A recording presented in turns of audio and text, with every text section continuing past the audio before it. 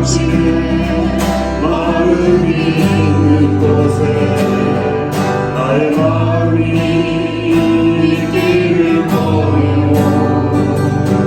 아버지 당신의 눈물이 고인 곳에 나의 눈물이 고이길 원해요. 아버지 당신이 바라보는 영혼에게 나의 눈물이 향하길 원해요.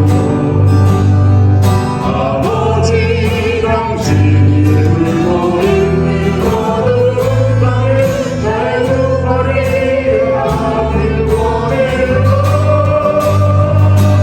나의 마음이 아버지의 마음아 내 모든 뜻 아버지의 뜻이 될 수 있기를 나의 몸이 아버지의 마음아 내 모든 삶 당신의 삶 되기를. Father God in heaven, we are grateful for your love, mercy, and grace. You loved us above all things to send your begotten Son to die on the cross. Your mercy renew us every day from the burdens of the world, and your grace draws us closer to your presence every day. Father, we thank you for the sun that chases away the dark of the night. We are thankful for our loved ones who comfort us in the times of turbulent times. Thank you for the gift of life. Through it, we learn the gift of your unconditional love. Lord, forgive us our sins, O Lord. As we battle the temptation of the world, let us reflect back to the truth in your words. As we lift our hands and walk step by step with you, Lord, let us refocus our lives centered around your presence. Let our hearts be filled with the Holy Spirit once again. We pray for the sick and the broken. Let your healing hands give them strength and purpose. We pray for those who are lost. Let them find refuge in the beacon of light, which is Jesus Christ. At this time, we pray for Chon Yuan Baptist Church. We know that trials and tribulations we are facing today is in accordance with your will. This too will pass like the winter storm and will only make us stronger in Christ. Your will be done on earth as it is in heaven. Bless your congregation as we uplift our friends, neighbors, brothers and sisters in Christ. Let us support one another in Christ's love. Prepare our hearts, O Lord, so we may receive your words through Pastor's Son. May his mouth speak your words and deliver your message to the congregation. We pray through Christ, who is risen Lord, who stands at your right hand and governs our lives with wisdom, power, and love. In the name of Jesus Christ. Amen. 네, 광고 말씀 몇 가지 드리겠습니다. 오늘이 9월 마지막 주일이고 이제 결실의 계절 10월 달을 맞이하게 됩니다. 10월 첫 번째 주일은 세계 모든 교회가 한 몸임을 고백하면서 드리는 세계 성찬 주일입니다. 성찬 주일 날 성찬 예식이 예배 가운데 있습니다. 기도로 준비하시고 참여해 주시기를 바랍니다. 그 다음에 다음 주일은 4분기 정기 임원회가 있겠습니다. 신교 후에 임원들은 회의실로 모여주시기를 바랍니다. 저와 우리 집사람은 이번 주 화요일부터 토요일까지 임하고 그 다이얼로그 코칭 트레이닝 첫 번째 과정을 다녀옵니다. 토요일날 새벽 기도는 통독용 성령 말씀으로 대신하겠습니다. 여러분 창세기를 통해서 이번 이어지는 통독용 성령 말씀 많이 묵상해 주시면 감사하겠습니다. 어제 선교 디너에 우리 교우들이 5명이 함께 다녀왔습니다. 사진을 잠깐 보시겠습니다.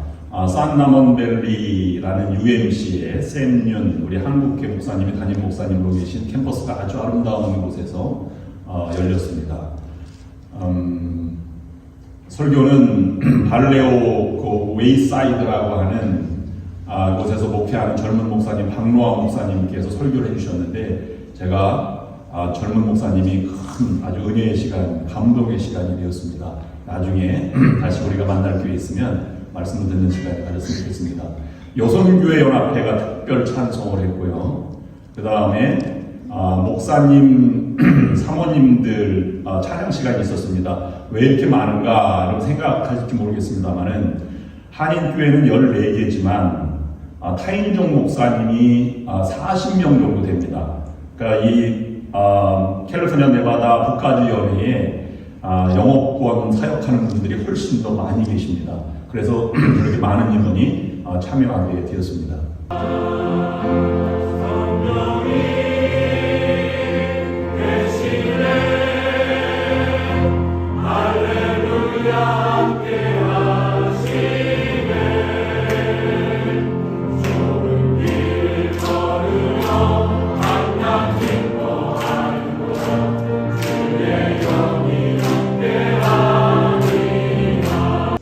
그 다음에 전체 모임 사진을 감독님과 함께 찍었고요. 축도는 새로 오신 감독님인데 감독님 성함은 올와인 샌드라입니다. 가까이서 보시면 이렇게 남가주에서 샌디에고에서 목회하시다가 이번에 감독님이 되셔서 우리 연회로 오신 분이십니다. 이상으로 우리 선교 디너 사진 함께 보셨습니다. 오늘 특별한 분이 예배를 참석하셨는데요. 지난주에 우리 교회에서 노스 캘리포니아 카운슬링 센터가 우리 교회에서 세워지게 되었는데 우리 집사람이 이제 공부를 하고 있고 또 국가주에는 우리 센터가 없기 때문에 한인뿐만 아니라 영어권도 함께 감당할 카운슬링 센터가 이제 데이브레이크 유니버시티와 함께 우리 조직이 되었는데 그 관리자로 금비 살세도 우리 선생님께서 오늘 참석을 해 주셨습니다. 한국 이름은 윤금비 선생님입니다. 그 카운셀링이 전체 관리하시는 분이신데 앞으로 어떻게 진행될 것인지 무엇을 할 것인지 이 지역에 북가주 지역에 이제 가정 사역을 해나가고 회복하는 훈련을 이제 해나갈 텐데 어떻게 확장될 것인지를 잠시 설명을 듣겠습니다. 잠깐 앞으로 나와주시면 감사하겠습니다. 안녕하세요. 만나뵙게 돼서 반갑습니다. 제가 이런 자리를 좀 잘 못해서 좀 적어왔는데 오늘 이렇게 만나뵙게 돼서 감사하고 그리고 또 이곳에 상담센터를 이렇게 열게 해주셔서 열게 해주시는데 도움을 주신 교회 관계자 여러분께 감사드립니다. 저는 이제 목사님께서 말씀 주신 것처럼 금비사세도 그다음 한국 이름은 윤금비라고 하고요. 송정화 상담사님하고 함께 그 센터 세크라멘토 부부 커플 가족 아동 상담센터에서 함께 이제 상담을 진행하게 될 건데요. 이곳을 기준으로 해서 이 센터를 기준으로 해서 이 지역에 조금 이제 상담이 필요하시는 분들과 함께 상담을 또 진행하도록 할 거예요. 그래서 그 상담센터는 안전하고 그리고 여러분께서 편안하게 상담을 하실 수 있도록 그렇게 노력을 할 거고요. 또 이전에 제가 지난주에 사실은 뵙고 싶었는데 지난주에 못 뵀는데 그때 어떤 안내장이 나간 걸로 알고 있어요. 그때 보신 것과 같이 그렇게 저희 그 상담센터는 운영이 될 거고요. 그 전화번호나 이런 것도 있는데 그냥 필요로 하시는 분들에게 이렇게 홍보 차원에서 해주셔도 좋을 것 같습니다. 여러분 만나뵙게 돼서 너무 반갑고요. 네, 반갑습니다. 감사합니다. 우리 교회 상담센터가 세워진 것이니까 앞으로 행사가 있을 때나 아니면 준비된 보고 있을 때 우리 윤금비 선생님께서 우리 정기적인 관계를 맺고 보고하고 참석을 해주실 예정입니다. 이번 주에도 이 소개지가 나갔습니다. 주보에. 지난 주보는 여러분들이 갖고 계시고 이번 주보는 주변에 필요하신 분이 계시다면 홍보용으로 활용해 주시면 감사하겠습니다. 오늘 성경을 함께 봉독하시겠습니다. 오늘은 한글 성경만 봉독하겠습니다. 사도행전 11장 11절부터 18절까지 있는 말씀 저와 여러분이 교독으로 읽겠습니다. 제가 먼저 봉독합니다. 마침 세 사람이 내가 유숙한 집에 섰으니 가이사랴에서 내게로 보낸 사람이라. 성령이 내게 명하사 부르신 말과 함께 말하시니 여섯 형제도 나와 함께 가서 그 사람의 집에 들어가니 그가 우리에게 말하기를 천사가 내 집에 서서 말하되 내가 사람을 욥바에 보내어 베드로라 하는 시몬을 청하라. 그가 너와 내 온 집이 구원받을 말씀을 너에게 이르리라 보았다 하거늘 내가 말을 시작할 때에 성령이 그들에게 임하시기를 처음 우리에게 하신 것 같이 하는지라. 내가 주의 말씀에 요한은 물로 세례를 베풀었으나 너희는 성령으로 세례를 받으리라 하신 것이 생각나노라. 그런즉 하나님이 우리가 주 예수 그리스도를 믿을 때에 주신 것과 같은 선물을 그들에게도 주셨으니 내가 누구이기에 하나님을 능히 맡겠느냐 하더라. 그들이 이 말을 듣고 잠잠하여 하나님께 영광을 돌려 이르되 그러면 하나님께서 이방인에게도 생명 얻는 회개를 주셨도다 하니라. 아멘.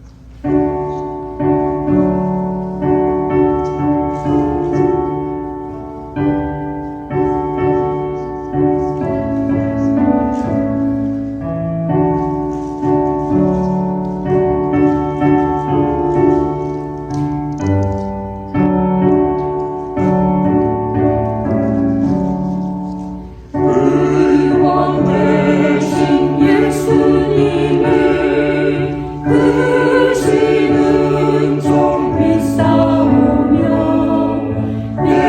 예수님의 병 고치신 그 종을 믿습니다. 예수님의 목적으로 모든 죄를 사시고 예수님의 권능으로 모든 질병 고치시네. 의원 되신 예수님의 그 신능력 믿사오며 예수님의 병 고치신 그 능력을 믿습니다. 예수님의 능력으로 눈먼자로를 두고 예수님의 권능으로 모든 질병 없으시네.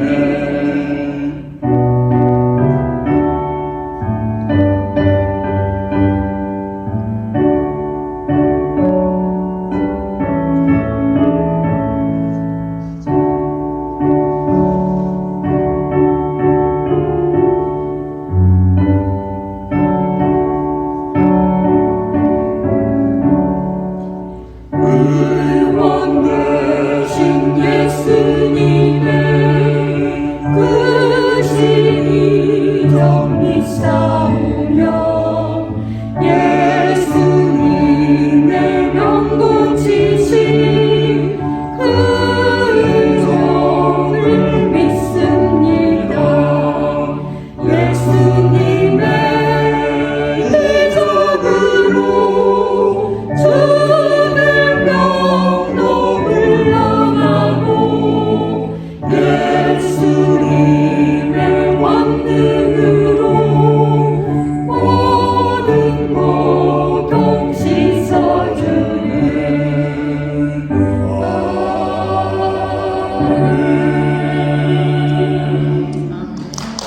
네, 오늘 본문 말씀 우리가 함께 봉독하였습니다.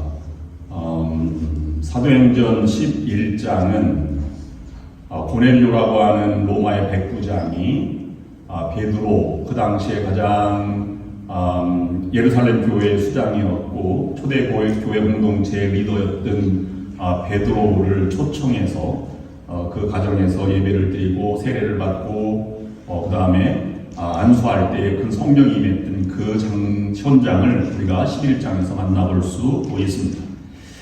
베드로가 환상을 보았을 때 그는 위에서 내려오는 것을 잡아먹으라 했을 때 유대인으로서 부정한 음식을 먹는 그것을 용납할 수가 없었습니다. 나는 먹지 못합니다 그랬더니 하나님이 정하다는 것을 내가 부정하다고 말하느냐, 잡아먹으라. 이렇게 3번이나 반복되어서 이 베드로는 그 말씀을 받고 고넬료에서 초청하러 온 3사람과 함께 그 집에 지금 가서 일어난 현장을 오늘 본문 말씀에서는 말씀하고 있는 것입니다. 마침 3사람이라고 하는 것은 고넬료 집에서 초청하러 온 3사람이 이 3사람을 말하고, 그 다음에 함께 가라 하신 성령의 말씀을 듣고 6명이 함께 베드로와 함께 가서 그 가는 일행은 10명이 지금 함께 고넬료의 집으로 가고 있는 것입니다.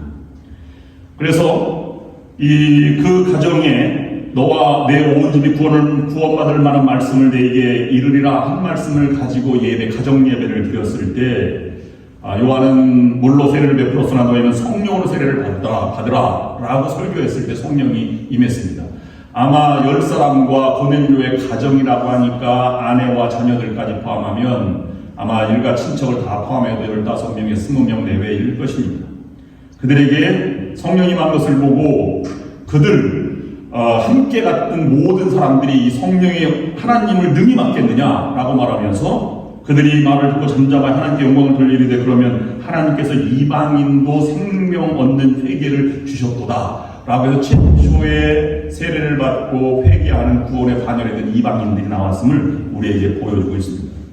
베드로는 망설였습니다. 그런데 하나님의 놀라운 역사와 환상을 보고 그는 받아들였어요. 생각을 바꾼 것이지요.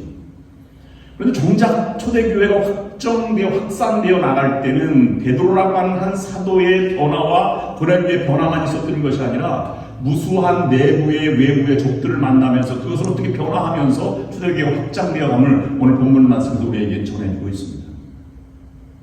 유대인들이 다 놀랐습니다. 어떻게 이방인의 집에 들어가서 음식을 먹고 예배를 드릴 수 있느냐? 그럴 때 이 베드로가 그 말을 듣고 예루살렘 교회를 향해서 가서 보고하고 있는 장면입니다.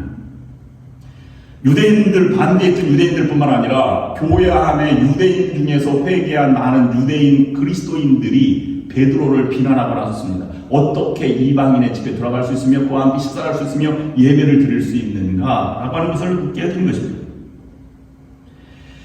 베드로는 자세하게 설명하였고 그리고 그들에게 나무라지 않고 왜 그랬는지 항변하지 않고 이전에 베드로와 다른 불을 내거나 길을 자른 베드로가 아니라 차분하게 온유하게 말을 전하면서 그들을 설득해 나갔습니다. 왜 베드로가 그렇게 설명했을까요? 무엇이 본질인지 무엇이 중요한지 이미 깨달았기 때문에 그렇습니다. 유대인 그리스도인들은 그리스도 안에 들어왔지만 유대인의 껍질을 아직 벗지 못했으나 베드로는 이방인에게로 향하는 하나님의 마음을 알았기 때문에 그 모든 것을 벗어나서 생각을 바꾸고 그 길로 가게 된 것입니다. 이 베드로와 초대 예루살렘 교회의 변화가 기독교가 로마를 향해서 이방인을 향해서 나가는 근거가 된 것입니다. 여러분, 오늘 갑자기 원수를 사랑하라는 주님의 말씀을 듣고 여러분도 원수 갑자기 사랑스러워집니까? 그렇지 않습니다. 누구든지 이런 말은 그렇게 쉽게 다가오지 않습니다. 어떻게 해야 원수를 사랑할 마음이 생길까요? 내가 사랑해야지 라는 인위적인 생각으로는 절대 그런 생각에 도달할 수 없을 것입니다. 저는 이 비유를 이렇게 한번 생각을 해보았습니다. 원수를 사랑할 만큼 마음이 커지지 않으면 원수는 절대 사랑할 수 없다는 것입니다. 우리가 부모의 말을 잘 듣고 부모의 근심 걱정을 사라지게 하고 부모를 사랑하는 사람들, 그 사람을 우리는 효도한다라고 말하고 효자라고 말합니다. 효자라고 말하는 다른 뜻은 어머니, 부모님의 마음을 안다는 것이고 부모님도 언젠가는 떠날 것을 알고 부모가 연약해짐을 안다는 배경이 그 속에 담겨져 있습니다. 원수를 사랑할 만큼 커졌다라고 하는 것은 저는 두 가지를 생각해 보았는데요. 그것은 어머니가 자녀들을 사랑하는 것처럼 모든 인간에게 소중함이 있고 하나님의 모습, 형상대로 창조받은 고유한 아주 진실한 이러한 소중한 존재라고 하는 것을 먼저 인식하는 것이 첫 번째 말씀입니다. 원수도 하나님이 창조한 사람이다, 하나님 형상이 있다라고 하는 것과 그는 완전하지 않고 그 내면 속에 있는 연약함, 긍휼한 마음으로 바라볼 때 원수를 사랑하는 마음이 생기는 것입니다. 우리가 초대교회에 보면 유대인 중에서 회개한 사람들처럼 그저 기독교 공동체로 들어온 사람이 있고 베드로처럼 그가 마음이 변해서 모든 것을 바꾸어서 살아가는 사람이 있습니다. 우리가 그리스도인들을 바라보면 바꾸어가며 신앙생활하는 사람이 있고 그래서 개종한다 이렇게 말하지만 저는 개종이 신앙적인 용어는 아니라고 생각합니다. 다 바꿀 게 종교를 바꾼다라고 하는 것이 개종이라고 한다면 기독교의 정신은 십자가 앞에 무릎을 꿇는 것, 무너지는 것, 깨어지는 것입니다. 성경의 모든 믿음의 위인들은 바꾼 것이 아니라 깨어짐을 경험한 사람들이다 라고 볼 수 있습니다. 우리가 여러분 잘 아는 소라게라고 하는 것이 있습니다. 소라게는 몸집이 커지면 그것이 소라 껍질을 찾아서 작은 소라 껍질은 버리고 큰 자기에게 맞는 소라 껍질을 향해서 다시 찾아간다고 하지 않습니다. 자신의 속모습은 지적으로 변화되지 않으면서 외적인 모습만 변화하는 그러한 사람들은 소라게와 같은 존재다라고 말할 수 있습니다. 베드로처럼 하나님의 일을 감당하는 신앙인은 껍질을 바꾸는 자가 아니라 껍질을 깨는 자가 되어야 한다는 것입니다. 그러면 여러분은 지금 내가 껍질을 바꾸고 있는지 아니면 껍질을 깨어서 본질로 돌아가고 있는지를 다시 한번 묵상해 나아가야 할 것입니다. 첫 번째 우리가 묵상할 것은 본질적인 것에는 일치를 그리고 비본질적인 것에는 관용을 베푸는 삶을 살아가는 것이 중요합니다. 성 어거스틴이 말했습니다. In essentials unity, in non-essential liberty, in all things charity. 본질적인 것에는 일치, 본질적인 것이 아닌 현상적인 것에는 자유를, 관용을, 모든 일에는 사랑을 가지고 살아라 라고 말했습니다. 베드로는 본질적인 것의 일치를 향해서 갖고 다른 현상적인 것을 다 용납하는 껍질을 깨고 사랑하는 모든 것들까지도 받아들이는 장면을 볼 수 있습니다. 그 삶의 장면을 예수님의 십자가 앞에서 살아갔던 공생의 삶을 묵상해보면 이렇습니다. 예수님의 삶에 적용하면 어떨까요? 비본질적인 것에서 본질적인 것이 무엇인지를 분별하면서 본질적인 것을 지키기 위해서 생명을 걸고 싸우고 지켜나가는 삶을 우리가 살아가야 할 것입니다. 그럼 예수님이 목숨을 거는 것은 무엇일까? 생각해보면 두 가지의 예수님이 목숨을 걸었습니다. 첫 번째는 하나님의 하나님 되신 하나님의 이름이 거룩히 여김을 받으시오며 나라에 임하옵시며 뜻이 하늘에서 이룰 것처럼 땅에서도 이루어집니다. 하나님의 이름이 거룩히 여김을 받고 그분의 뜻인 하나님의 나라가 이 땅에 이루어지는 것에 목숨을 걸었습니다. 그것은 다른 말로 말하면 하나님의 영광이 나타나고 하나님의 주권이 존중되는 사회를 향해서 나아가는 것이고 하나님을 멸시하고 우상을 숭배하고 하나님의 영광을 가르는 일에는 목숨을 걸고 그것을 반대해 나갔다는 것을 가르쳐 말하는 것입니다. 하나님의 형상이 손상되는 현실에 대해서 생명을 걸고 십자가를 지신 것이 예수님의 삶의 모습입니다. 또 하나는 하나님이 창조한 하나님의 형상으로 지음받은 모든 인간은 소중한 존재라 이것을 인간의 존엄성을 무너뜨리는 모든 것에서 예수님은 저항했고 싸웠고 그것을 세워나가기를 원했습니다. 인간의 존엄성이 무엇이고 인권이 존중받아야 한다는 것을 선포하면서 그 삶을 살아갔습니다. 가난한 자에게 복음을 억누르는 자에게는 자유를 그래서 귀신을 쫓아내고 질병을 치유하신 이유도 바로 여기에 있었던 것입니다. 우리는 다양한 삶의 차원에서 살아가고 있습니다. 그러나 요약해서 말하면 본질은 하나님의 형상, 인간의 존엄성 또는 하나님을 영원롭게 하는 삶을 살아가는데 우리의 삶의 최종적인 목표가 있는 것입니다. 오늘 본문에서 베드로를 비난한 사람들은 유대인이 아닙니다. 기독교가 공동체 안에 들어온 교인 가운데 유대인 출신들이 베드로를 비난했다고 했는데 비난을 넘어서 신랑하였습니다. 베드로의 응답은 너무나 당당하면서도 부드럽고 상대방을 고려하면서 유연하게 대처했습니다. 신란이라고 하는 단어는 단순한 질문이기보다는 공격적으로 비난하였다는 것을 뜻합니다. 이것은 다른 말로 바꾸어 말하면 아니 초대교회를 이끌어갖고 오순절 그 성령 강림 사건 예수님의 부활을 경험한 500명의 성도들 예루살렘 3,000명이나 회개를 시켰던 이 베드로의 위대한 지도자였었는데 오늘날 갑자기 보니까 그가 이방인의 집에 들어가서 밥을 먹고 세례를 베풀고 예배를 드렸다. 지금 알고 보니까 베드로가 정말 진짜 사도가 아니라 잘못된 사도였네 라고 말하고 있는 것과 다름이 없는 것입니다. 베드로의 얼굴에는 당혹감이나 불쾌함을 보이지 않았습니다. 왜 그랬을까요? 본질을 알았기 때문입니다. 자신이 그렇게 할 수밖에 없었던 이유를 분명하고 조리 있게 설명해 나갔습니다. 베드로의 태도를 살펴보기 전에 베드로가 한 말들, 오늘 본문 말씀을 다시 한번 살펴보면 10장에서 일어난 똑같은 일을 반복적으로 설명하고 있는 것입니다. 내가 고넬료의 환상을 보고 또 내가 지붕에서 기도할 때 환상을 보았는데 하나님이 나로 하여금 그것을 잡아먹으라 하고 그걸 초청하는 사람들이 올 것인데 그 집으로 가라, 이것을 반복적으로 성경에 기록하고 있는 것입니다. 반복할 필요가 없습니다. 왜냐하면 이전에 다 많이 기록했기 때문에 세 번째 다시 말할 필요가 없기 때문입니다. 그런데 사도행전의 저자는 누가입니다. 역사적인 관점에 치열했고 과학적인 증거를 가지고 있고 구체적으로 설명하는 의원이었던 누가가 이것을 기록하면서 왜 다시 반복하면서 기록했을까요? 그것은 베드로 환상과 고넬료의 환상, 이 모든 것이 반복적으로 일어나는 것은 하나님의 마음을 반복적으로 설명하기 위한 것입니다. 여러분, 지금 막 싸움이 일어났습니다. 싸움이 일어날 때 싸움을 똑같이 대하면 싸움 논쟁 속에서 모두가 매몰되게 되어 있습니다. 그래서 여러분 인생 가운데 가장 중요한 것은 싸움의 자리까지 가지 않는 것이 제일 중요합니다. 싸움이 시작되면 걷잡을 수가 없어요. 되돌아킬 수가 없습니다.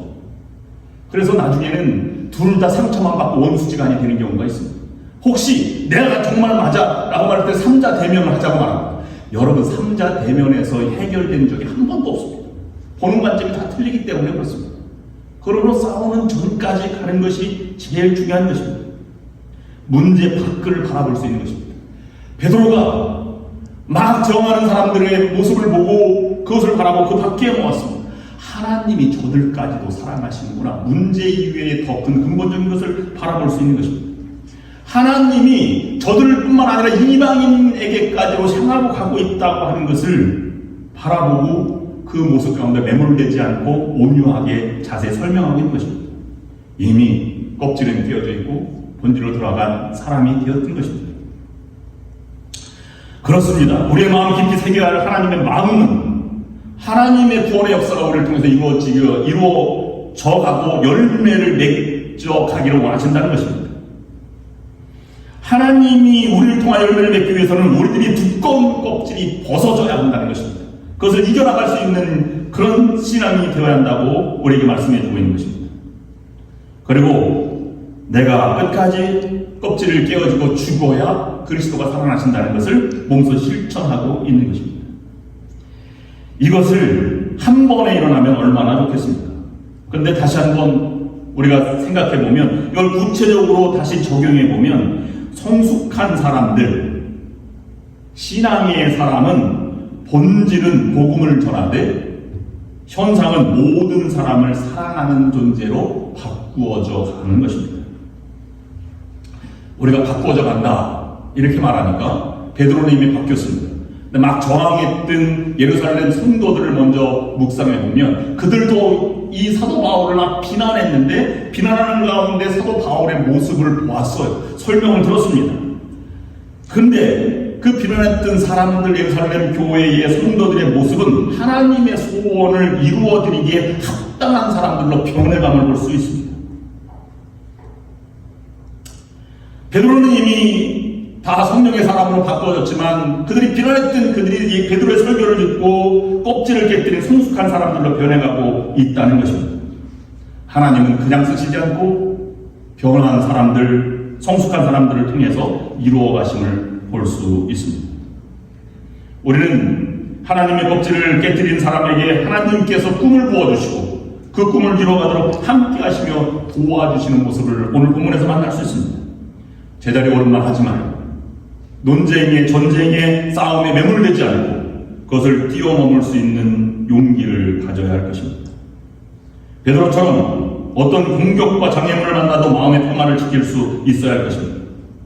신란에도 분노하지 않고 하나님이 주신 온유한 마음과 부드러운 마음, 부드러운 언어를 통해서 다룰 수 있어야 합니다. 어떻게 그렇게 가능할까요? 그는 하나님을 만난 경험이 있었고 베드로 설교를 통해서 초대교회 예루살렘 교회의 큰 부흥의 역사 가운데는 그 놀라운 하나님의 역사를 경험했습니다. 또 한 가지는 베드로가 설명할 때 틀렸다라고 말하지 않고 경청했다는 것에서 출발점을 삼을 수 있습니다. 그들은 베드로의 말을 경청하는 성숙함이 있었습니다. 그래서 무엇이 참인지 무엇이 거짓인지 분별력을 가질 수 있는 것입니다. 동시에 우리가 귀담아 듣고 옳음을 판별할 줄 아는 그런 생각을 바꿀 줄 아는 성도들도 예루살렘 교회의 성도들이었다고 하는 것입니다. 상황이 조금 속상하고 힘들어졌다고 해서 쉽게 흥분하고 또는 뚜껑이 열리고 툭하면 다투는 사람은 성숙한 신앙이라고 결코 말할 수 없습니다. 성숙한 신앙인은 어떤 상황 속에서도 마음의 온유함과 냉정함을 잃어버리지 않고 그 냉정함 속에 나타나는 이 얼굴의 미소를 잃지 않는 사람일 것입니다. 의견이 다르다고 선을 긋거나 비난하는 사람이 아니라 오히려 다른 의견이 있다면 함께 머리를 맞대고 대화하고 기도하고 때를 기다리는 성도가 성숙한 성도일 것입니다. 그래서 하나님은 이 모든 사람이 성숙함을 이룰 때에 하나님의 역사를 이루어 가신 걸 볼 수 있습니다. 히브리서 12장 14절 말씀은 이렇게 우리에게 기록하고 있습니다. 모든 사람과 더불어 화평함과 거룩함을 좇으라. 이것이 없이는 아무도 주를 보지 못하리라. 하나님의 역사는 반드시 화평함 속에서 이루어진다고 하는 사실입니다. 그러면 껍질을 깨뜨리기 위해서 우리가 무엇을 해야 할 것인지를 묵상해야 합니다. 첫 번째로는 무엇이 껍질인지를 분명하게 인식하는 능력이 우리에게 있어야 합니다. 여러분, 나무를 보고 열매를 납니까? 열매를 보고 나무를 납니까? 물론 둘 다 맞는 얘기입니다. 그런데 열매를 보고 나무를 아는 것과 나무를 보고 이것은 무슨 나무인지 아는 것과는 차이가 있습니다. 열매를 보는 건 현상이라고 말하고 나무를 보는 건 본질을 말한다라고 볼 수 있습니다. 그래서 사과나무를 보고 이거 사과나무다 라고 하는 것이 중요하지 이것은 사과나무 열매를 보고 이거 좋은 나무다 나쁜 나무다 이렇게 판단할 수 없다는 것입니다. 왜냐하면 병든 나무에서 좋은 사과가 열릴 수 있고요. 어떻게 돌사과 나무에서도 아주 맛있는 사과가 열릴 때가 있기 때문입니다. 그러면 우리가 사람으로 비유하면 의로운 사람, 좋은 사람, 본질이 깨끗한 사람이 중요하지 여러분 아무리 성자라도 털어서 먼지 안 나는 사람 없고요. 아무리 망나니 같은 깡패 같은 사람이라도 선한 모습이 반드시 있기 마련입니다. 이것을 침소봉대하고 확대하면 어느 사람도 죄인이 될 수 있고 나서 노인이 될 수 있는 것입니다. 우리가 분명한 껍질이 무엇인지를 다시 한번 되돌아보아야 할 것입니다. 베드로는 자신의 개인적인, 자신의 이기주의적인, 자신을 보호하려고 하는 이런 껍질을 벗어버렸고 내가 옳다고 하는 영적 무지의 껍질을 깨어버렸습니다. 그는 껍질을 깨지 못했을 때 친구들과 다투었고요. 두려움 때문에 배신하고 주랭랑을 쳤었고 깨닫지 못했을 때 깨달음을 못했을 때 나는 주님과 함께 죽으러 가겠다라고 선언도 하였습니다. 그러나 성령의 역사가 임하시자 그는 개인주의 또는 영적인 무지함, 미리 판단하고 섣부른 행동을 했던 것을 벗어버리고 성숙한 자리로 나아가게 되었다는 것입니다. 우리가 나를 위해 사는 것이 무엇인지 다시 한번 되돌아보아야 할 것입니다. 내가 남편답지 못하고 아내답지 못하게 하는 나를 속박하고 있는 것이 무엇인지를 깨달아야 할 것입니다. 내가 깨뜨려야 할 껍질이 무엇인지를 알게 달라고 기도해야 할 것입니다. 그런데 나는 그것을 알 때가 있는데 잘 고쳐지지 않을 때가 있지 않습니까? 이것이 쉽지 않습니다. 대부분 두 번째 묵상하는 것은 하나님의 부르심에 순종하는 삶이 중요한 것입니다. 하나님의 부르심에 순종한다라는 것입니다. 내가 옳은 일을 했다면, 내 개인적인 생각이 너무 앞선다는 것을 알았다면 그것을 벗어버릴 건 나는 그렇게 하지 말아야지 라고 하는 것이 아니라 다른 내 삶의 진정한 목표가 무엇인지를 깨달았을 때 나는 주의 종이다, 하나님의 부름받은 사명을 감당하는 자다 라고 했을 때 그것이 사라지게 된다는 것입니다. 대부분은요, 그리스도인은 하나님의 뜻이 어떤 것인지 다 본능적으로 합니다. 왜 그렇습니까? 우리는 양심이 있고 하나님의 형상을 가지고 있기 때문에 이것이 하나님의 뜻인지 아닌지 알 수 있습니다. 구체적으로 내일 무엇을 할지는 모르지만 방향적으로 이쪽으로 가는 것인지 저쪽으로 가는 것인지 이것을 행할 것인지 저것을 할 것인지 우리가 이미 다 알 수 있습니다. 그런데 사람은 선뜻 그것에 결정 내려서 하나님의 뜻을 가지 못하는 경우가 있습니다. 왜 그렇습니까? 자기가 연약하고 부족하다는 걸 알기 때문에 그렇습니다. 그래서 자기 합리화를 해나가게 됩니다. 그런데 하나님의 부르심에 순종한 사람들은 자기 자신만을 위해서 쫓아다녔던 베드로가 3년 동안이나 쫓아다녔지만 주님을 배신하는 것까지 나아가는 것은 3년 쫓아다니며 무엇인가 있을 줄 스스로 생각한 것에서부터 출발합니다. 그러나 그런 영적 무지, 자기 이기심 때문에 신앙생활했던 것까지 다 깨어지고 순종으로 하나님이 원하시는 삶을 살아가기 위해서 지금 베드로가 가지고 있는 태도는 전혀 다른 태도인 것입니다. 그러므로 우리들이 살아가야 할 진정한 목표를 품에 안기 전까지는 껍질을 절대로 깰 수가 없다는 사실입니다. 하나님이 주신 사명을 깨닫고 순종하지 못한다면 우리는 껍질을 깨뜨리는 것이 아니라 때에 따라서 거기에 맞는 새로운 껍질로 바꿔 나갈 뿐입니다. 지금 우리들에게 주신 사명이 무엇인지를 다시 한번 생각해 보아야 할 것입니다. 그런데 나는 그 길로 가기를 결단했다라고 해도 잘 안 될 때가 있습니다. 그건 현실, 하나님이 여기에 나와 함께 하시고 성령이 나와 함께 하신다라는 성령을 의지하는 믿음이 부족하기 때문에 결단에서도 그것을 지켜나가지 못하고 있는 것입니다. 마음을 열고 받아들이고 이것은 자신이 주는 힘이 아니라 성령께서 주시는 힘이다 라는 것으로 이겨나가는 것이 중요한 것입니다. 성령이 아니었다면 지금 베드로는 이와 같은 태도를 갖지 못했고 옛날 모습으로 다시 돌아가려고 하는 마음이 생겼을지도 모르겠습니다. 그리고 마지막으로 네 번째는 하나님의 말씀에 마음을 여는 자세입니다. 예루살렘 성도들이 처음에는 강한 유대주의 껍질로 인해서 베드로를 비난하고 신란했다가 나중에 그들의 생각을 바꾸게 된 것은 베드로를 통해서 베드로의 설명을 듣고 그가 이해된 것이 아니라 베드로 말씀 가운데 하나님의 말씀에 포함된 것을 알았기 때문입니다. 깨뜨리기 힘든 두꺼운 껍질을 깨뜨리는 힘은 하나님의 마음이 담겨진 하나님의 말씀을 읽고 듣는 것에서 시작됩니다. 하나님의 말씀은 하나님의 마음과 하나님의 계획만을 우리에게 전해줄 뿐만 아니라 우리들의 둘러싸고 있는 두꺼운 껍질을 깨는 힘이 그 안에 존재하고 있습니다.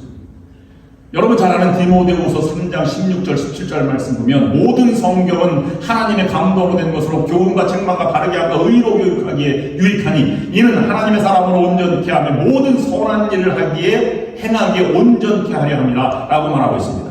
모든 하나님의 사람으로 온전케 한다는 것은 하나님의 믿음의 사람, 신자로서 신앙인으로서 그의 성품과 그의 열매들이 온전케, 성품이 아니면 인격이 온전케 한다는 것이고 하나님 말씀으로 또 한 가지는 선한 일을 행하기에 그의 외형적인 행위를 하기에 온전케 하는 것이다 라고 말씀하고 있습니다. 이것을 히브리서 4장 12절 말씀에는 동일하게 이렇게 기록하고 있습니다. 하나님의 말씀은 살았고 운동력이 있어서 좌우의 날선 어떤 검보다도 예리하여 혼과 영과 및 관절과 골수를 찔러 쪼개기까지 하며 또 마음의 생각과 뜻을 감찰하시나니 라고 기록하고 있습니다. 그러므로 우리는 날마다 말씀을 듣고 먹어야 합니다. 여러분 한국 사람을 태어나서요, 한국 사람이 나는 이제부터 김치를 먹어야지 이렇게 결단하고 김치 먹는 사람은 한 사람도 없습니다. 왜 그렇습니까? 우리 이미 김치를 먹어갖고 또 김치가 땡기고 김치 먹으면 기분이 좋기 때문에 그냥 자연스럽게 먹는 것이지. 그걸 문화라고. 신앙인들은 이와 같이 어떤 것에 나도 모르게 십자가의 보혈의 은혜와 말씀 가운데 젖어 들어갈 때, 성령의 역사에 젖어 들어갈 때 우리는 그것을 하지 않을 수 없는 그런 세계가 다가오고 있는 것을 볼 수 있습니다. 사랑의 마음이고 넓게 품는 마음, 베드로 속에서 여러분 이 마음을 느끼고 바울 속에서 이 마음을 느낄 수 있습니다. 그 예수님을 닮은 모습이지. 요즘에 슬로우 푸드라고 하는 말이 유행이 된 적이 오래됐습니다. 장수식품과 몸에 좋은 것은 오래 숙성된 식품이어야 한다. 그래서 세계 장수식품에는 낫또 또는 된장, 요구르트, 김치 등등이 있다지 않습니다. 숙성된 것이 맛도 좋고 건강에도 좋다라고 말합니다.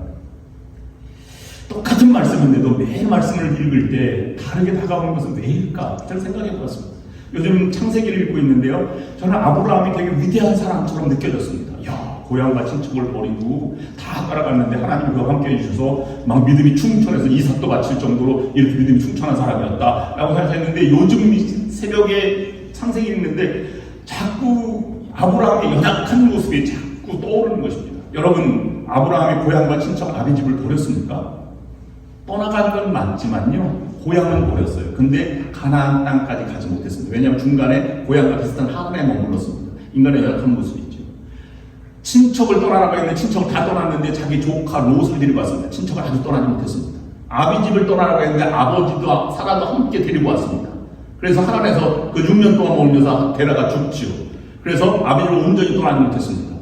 그럼에도 불구하고 가나안 땅에 들어왔을 기근이 났을 때 애굽으로 갔을 때 바로 왕 앞에서 이 살해 자기의 이 아내를 누이라고 하라라고 했을 때 큰 재앙을 만나지 않습니까? 이런 사람이 어디 있습니까? 근데 왜 믿음의 사람이라고 합니까? 그런데 성경은 그가 말씀을 따라 믿음으로 행했으니라고 기록하고 있습니다. 순간순간 잘못한 연약한 모습이 있지만 다시 돌이켜서 깨어지고 또 깨어지고 해서 하나님의 사람을 거듭난 것을 믿음으로 보아서 하나님은 그 말씀을 따라 산 아브라함을 그 믿음을 의로 여겼다라고 기록하고 있습니다.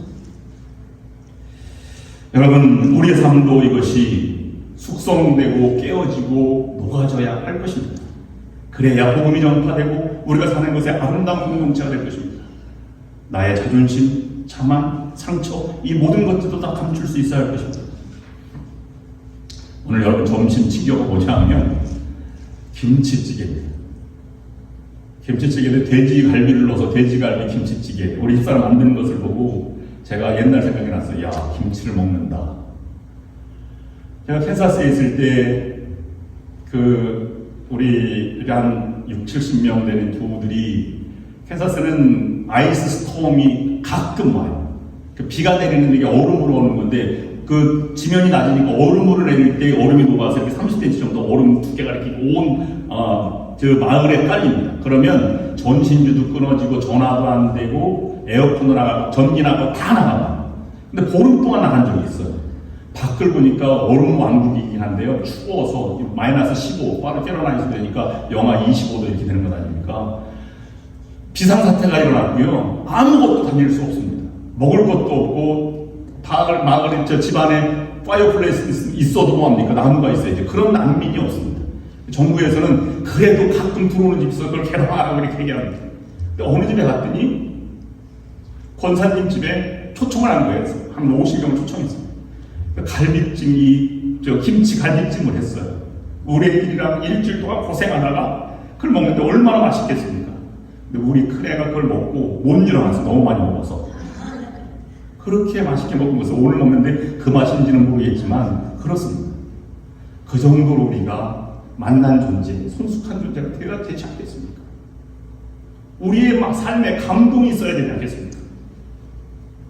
어느 은퇴 목사님이 설교한 말씀, 잠깐 김치를 비유한 말씀을 묵상하면서 마치겠습니다.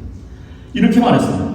김장김치는 식탁에 없어서는 안 될 필수적인 존재이듯이 성도는 교회에 없어서는 안 될 존재가 되어야 합니다. 김장김치는 다음 해를 위해서 담겨지듯이 성도는 미래를 위한 존재가 되어야 합니다. 김장김치는 추운 겨울을 지나야 제맛을 내게 되듯이 성도는 어려운 삶을 잘 이겨내야 합니다.